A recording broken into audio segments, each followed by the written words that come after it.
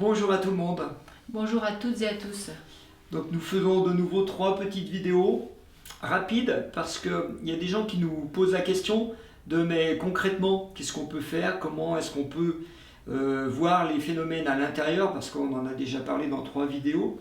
Donc on va essayer d'aller à l'essentiel et du coup on a mis un titre très bref, quitte-les toutes les 3. Alors la première chose que l'on doit quitter, c'est l'armée. Alors vous allez me dire, nous on ne fait pas partie de l'armée. Alors c'est intéressant de regarder ce qui se passe dehors, donc Israël-Palestine toujours, puisque c'est ça l'actualité en ce moment. Mais ça a été Ukraine-Russie pendant 1 an et demi.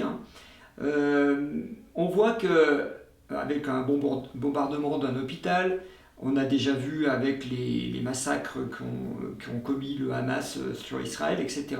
Et on sait par l'histoire d'avant que ça se termine toujours par des crimes de guerre dans un camp comme dans l'autre. On va aller à l'essentiel. Le crime de guerre, c'est quand on devient des sauvages et qu'il n'y a plus de sentiments humains et qu'on devient des bêtes. C'est le cadavre sanglant, ce que nous on appelle le cadavre sanglant. Alors bien sûr, ce n'est pas une énergie facile à gérer et le seul moyen, il faut être lucide et rationnel, il faut voir que le résultat de tout ça, ce sont toujours les civils qui payent. Les civils israéliens, les civils palestiniens, les civils ukrainiens, les civils russes, de toute manière, ça sera toujours les civils qui vont payer. Et puis même si on remonte le temps, en 2020, on avait une problématique par rapport à un virus, et c'était le corps, donc les civils, qui ont été aussi injectés, oui, et qui ont aussi peut-être souffert de ça. Hein. Et c'était aussi une guerre. C'était aussi une guerre contre un ennemi invisible. Donc là, vous voyez, c'est toujours le même scénario qui se reproduit inlassablement. Et les gens qui vont mourir au combat auront des médailles. Hein. J'ai entendu que le professeur qui s'est fait poignarder a été décoré de la Légion d'honneur à titre posthume. Voilà, ce qui attend les victimes, c'est une plaque commémorative. Et puis basta, dans 6 jours on n'en parle plus, dans 6 mois on aura oublié, et dans 6 ans on recommence. Il y a un truc qui est complètement fou dans ce système de la guerre. Alors, comment quitter la guerre sans quitter l'armée? On ne peut pas. Donc, si on est en Israël, il faut quitter l'armée israélienne. Si on est en Palestine, il faut quitter les blocs armés, Hamas, Djihad, etc. Mais on est obligé, on ne peut pas faire autrement. Voilà. Et en nous, elle est où l'armée? L'armée en nous, elle est dans le pour ou contre. Je suis pour, je suis pro, je suis anti. Et donc, quand on est là, dans cette lutte, moi j'adhère à un parti, donc je suis contre l'autre, et ça y est, on anime quelque chose en nous, une lutte, et en fait, il faudra avoir raison, mais en même temps, il faudra le prouver, et donc notre corps est partout, à tous les niveaux, on va essayer de lutter contre, et donc là, la guerre est déclarée. Donc le premier conseil de cette vidéo, c'est quitter l'armée, c'est-à-dire quitter cette guerre intérieure qui nous oblige à dire je suis pro quelque chose, je suis anti quelque chose.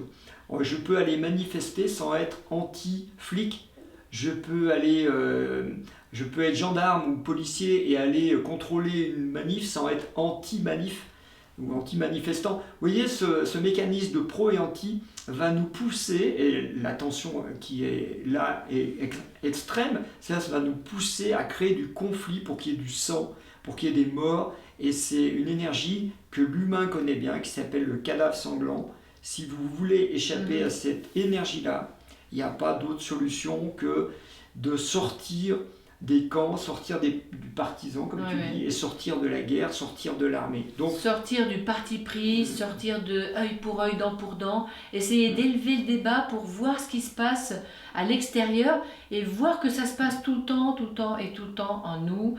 On ne réagit pas autrement que pour ou contre, bien, mal, jour, nuit, lequel est le mieux.